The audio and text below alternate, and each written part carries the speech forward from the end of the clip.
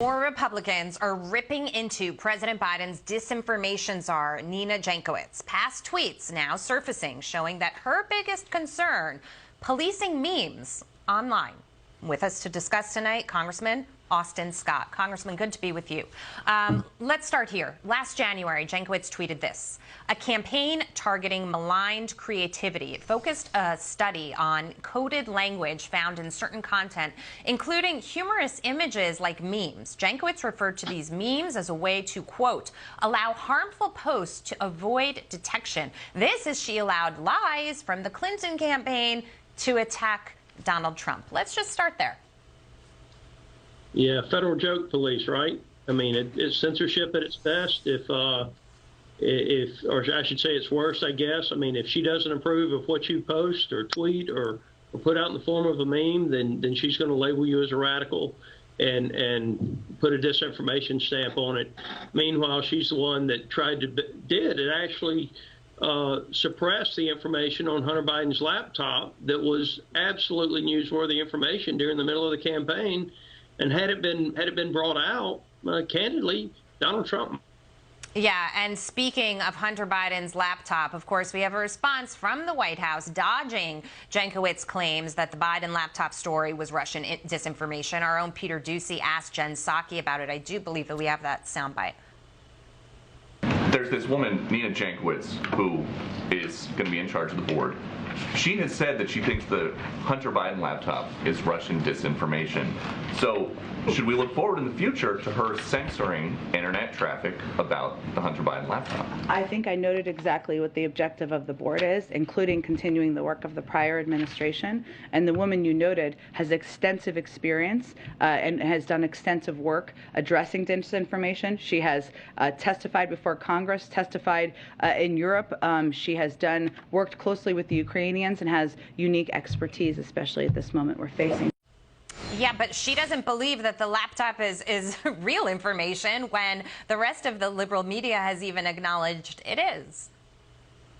Yeah, she's a partisan hack. I mean, again, it's censorship by the left. They do not want open and honest dialogue. And if you listen to the rhetoric that they've got coming out today, they're saying, well, Republicans want more control over your lives. That's absolutely not true. We as Republicans, we believe in personal freedom, and that does not involve censorship. And so when we see people like Elon Musk buying Twitter and going to create a platform that both sides can participate in, we think that's a good thing. And if you look at what, Pelosi and Schumer and the other radicals on the left have to say about that, they can't stand it. They can't stand a debate over the ideas because they know that they're factually wrong on most of the subjects that are being debated. And it's so interesting to me at a time when we see Elon Musk step up to the plate and essentially say, I'm going to fork over $46 billion to buy Twitter because I feel that people are being censored. It's not really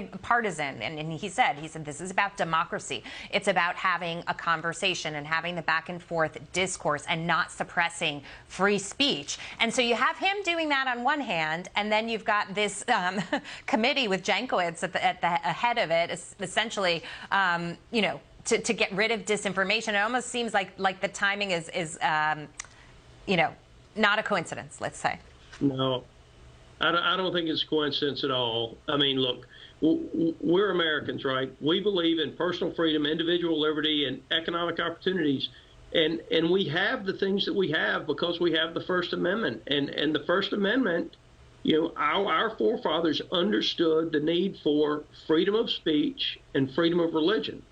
And so, again, it's just the Biden administration trying to put someone in place because they don't like people discussing the facts that higher gas prices are hurting them, higher grocery prices are hurting them. They know what he did with the Keystone Pipeline and then removing the sanctions from the Russian pipeline. I mean, he is the chaos committee. And so I'm looking forward to being able to have those discussions on Twitter again. I'm looking forward to being able to have them in the public discourse of the election that's coming up. And in November, I think the public is going to speak pretty loud and clear on what the Biden administration is trying to do. And I think that censorship is one of the things that, even the true liberals don't agree with censorship coming out of the White House. Yeah, and in the last moment that I have with you, obviously we had this leak of the Supreme Court opinion today, and the timing on that doesn't seem like it's a coincidence either. All of these issues facing the left as we head to the midterm elections, the economy, inflation, supply chain disruptions, reckless spending in this country, all of a sudden it seems they put this hot button issue out there to maybe change the voter's mind. Yeah, well, it's what happened at the court is one of the worst things I've seen. I think since I've been in elected office, our justices need the ability to have open and honest dialogue without worrying about somebody taking a copy of it and putting it out in the public. I hope the person I hope they find out through the investigation who did it. I hope they're prosecuted. I hope that if they have a law license that they'll be disbarred. And that said, I believe life begins at conception, and I'm looking forward to the final ruling. Congressman Austin Scott, good to see you. Thank you. Thank you.